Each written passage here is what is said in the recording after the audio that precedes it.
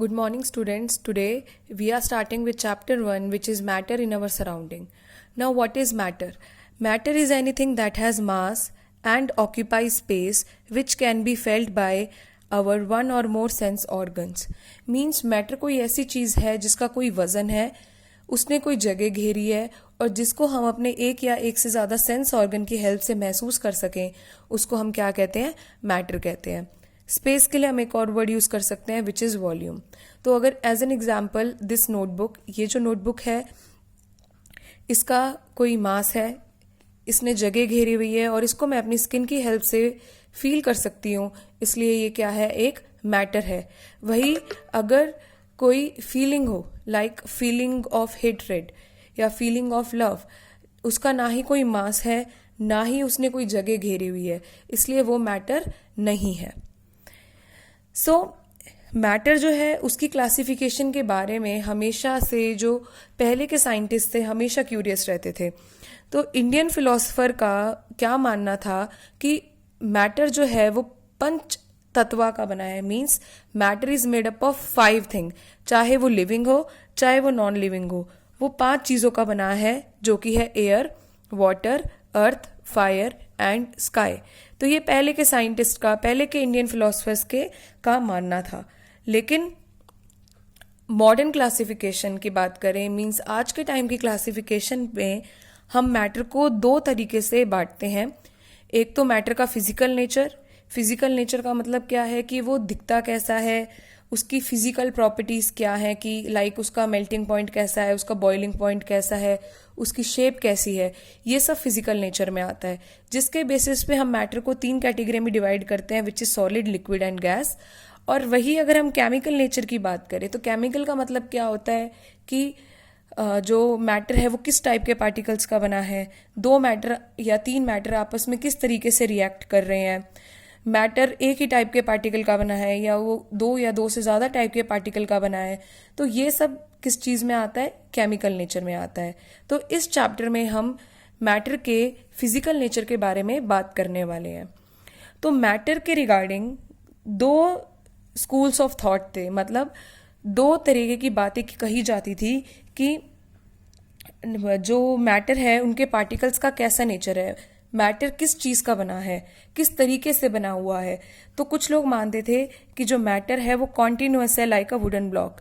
Means ये एक single piece दिख रहा है तो यही मैटर है, इसमें कोई छोटे छोटे छोटे टुकड़े नहीं है. और वहीं कुछ लोग ये मानते थे कि जो मैटर है वो जैसे सैंड के छोटे छोटे दाने होते हैं, छोटे छोटे पार्टिकल्स होते हैं, उस तरीके का बना हुआ है. तो धीरे धीरे इन चीज़ों पे एक्सपेरिमेंट हुए और हमारे सामने मैटर के पार्टिकल्स की बहुत सारी प्रॉपर्टी सामने आई, जिसको अब हम एक एक करके पढ़ने वाले हैं. सो कैरेक्टरिस्टिक्स ऑफ मैटर, कि मैटर की क्या क्या कैरेक्टरिस्टिक्स है. सबसे पहला है कि matter is made up of particles. जैसे हमने ये अभी पढ़ा था कि 2 टाइप के लोग थे. कुछ मानते थे कि जो मैटर है वो एक सिंगल ब्लॉक की तरह है और कुछ मानते थे कि जो मैटर है वो छोटे छोटे पार्टिकल्स के जैसा है. तो बाद में ये ही एक्सपेरिमेंट से सामने आया कि जो मैटर है वो छोटे छोटे पार्टिकल्स का बना हुआ है. तो this is the first property of matter, that matter is made up of particles. अब इसके लिए हम एक एक्टिविटी परफॉर्म कर सकते हैं. आपने एक बीकर में पानी लिया, इस पानी का आपने बीकर में लेवल मार्क कर लिया, ठीक है. उसके बाद आप इसमें क्या करेंगे? थोड़ा सा शुगर डाल देंगे या सॉल्ट डाल देंगे. शुगर हमने, मान लो यहाँ पे हमने शुगर डाल दिया, हमने इसके अंदर शुगर डाला. अब मैं क्या करूँगी? इसको मिक्स करेंगे. ये ग्लास रॉड है. ग्लास रॉड का मतलब क्या है? एक तो इसका रॉड जैसा स्ट्रक्चर है. रॉड का मतलब क्या होता है? सरिया, जैसे सरिया होता है ना, ऐसा. तो इसलिए इसको रॉड बोला हुआ है और क्योंकि ये ग्लास की बनी है इसलिए इसको क्या कहा है? Glass rod. तो ग्लास रॉड की हेल्प से हमने इस मिक्सचर को क्या कर दिया है? मिला लिया है. अब हम क्या करेंगे? हम फिर से इस लेवल को देखेंगे. यहाँ पे मार्क्ड था, ये हमने यही वाला बीकर है, यहाँ तक पहुंचा. तो हमने क्या देखा कि जो पानी का जो पहले लेवल था वही बाद में भी रहा. हम क्या देखेंगे कि जो शुगर है वो कुछ टाइम बाद दिखनी बंद हो गई. क्यों? क्योंकि जो शुगर के लार्ज पार्टिकल्स थे वो छोटे छोटे पार्टिकल्स में टूट गए पानी में जाने की वजह से.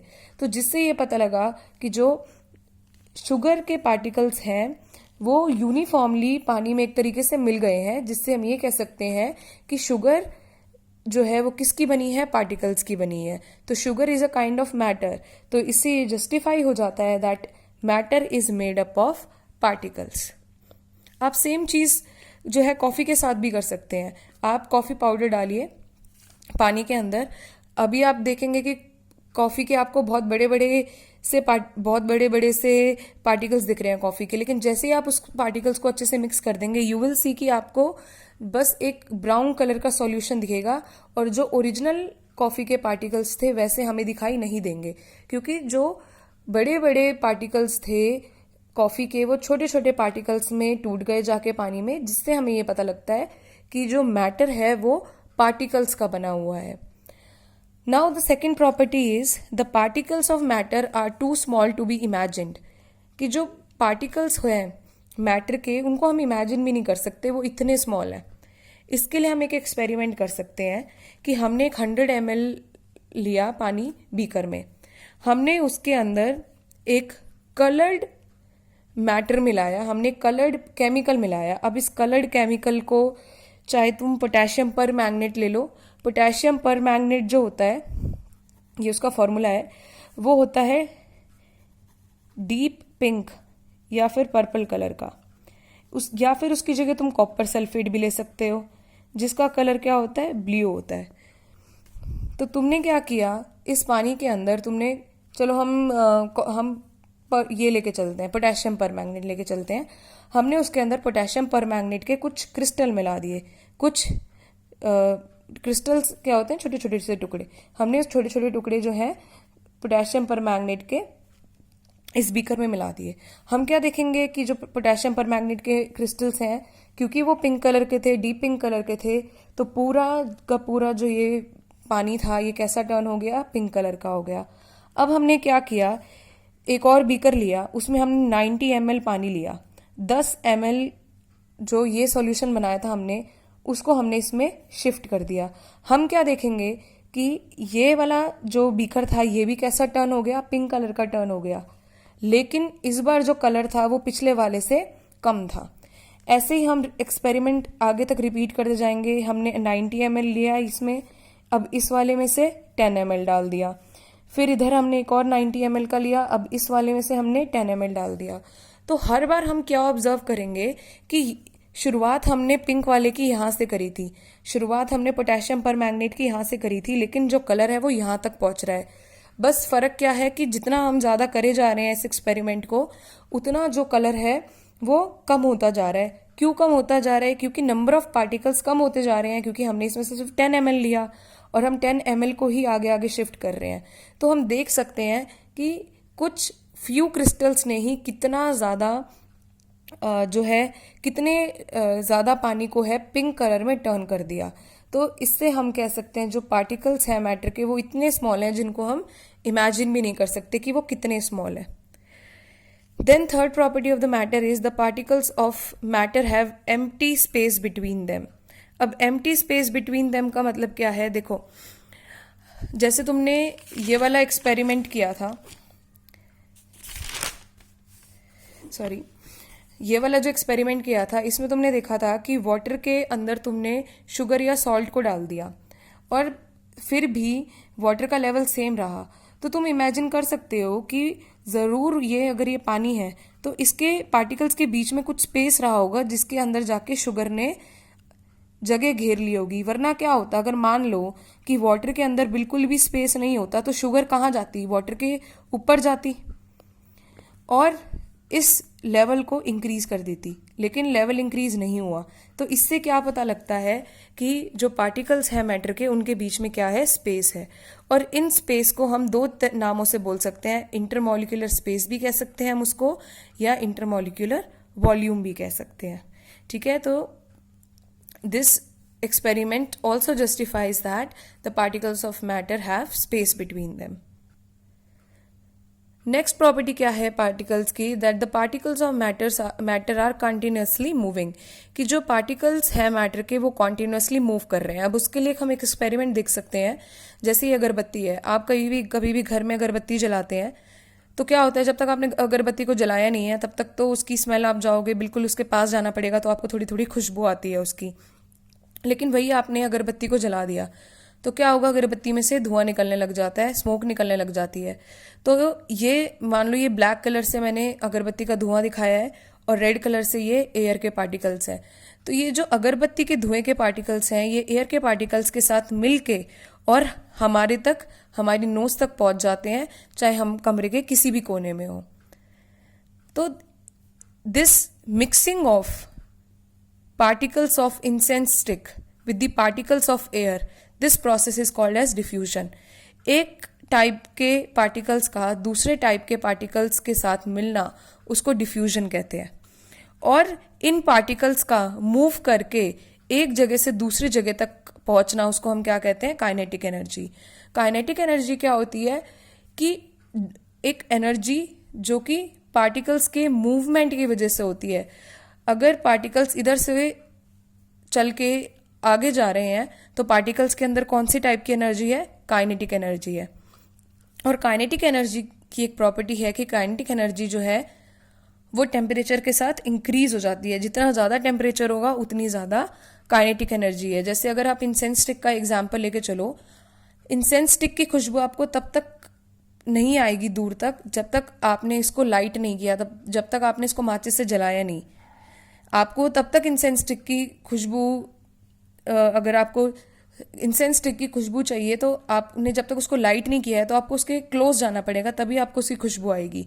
वही अगर आपने इसको लाइट कर दिया, आपने इसमें इसको बर्न कर दिया तो क्या होगा, जो इसके स्मोक के पार्टिकल्स हैं वो इसके साथ एयर के पार्टिकल्स के साथ मिक्स होके और आप तक पहुंच जाएंगे, जिसकी वजह से आपको दूर बैठे बैठे भी जो इंसेंस स्टिक की खुशबू है वो आ जाएगी।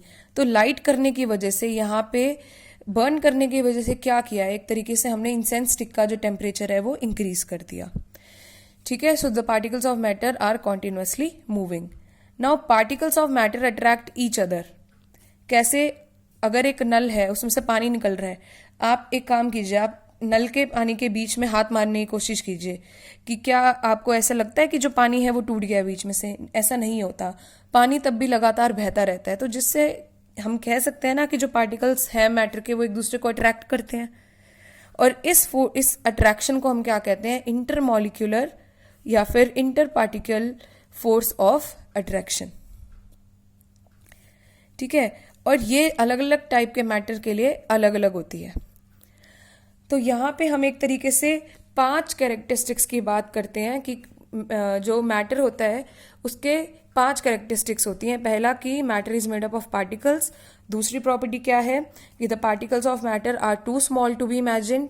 Then the particles of matter have empty space between them. The particles of matter are continuously moving, and the last one is that the particles of matter attract each other. In the next class, we will start with the states of matter. There are 3 states of matter: solid, liquid and gas. Like अगर हम एक ही चीज़ की बात करें, आप सब ने देखी है बर्फ, जिसको हम आइस भी कहते हैं। Ice is the solid form of water. Then this simple water is the liquid form of water. And water vapour, भाप जिसको हम कहते हैं, that is the gaseous form of water. So we will talk about different state of matter in the next class.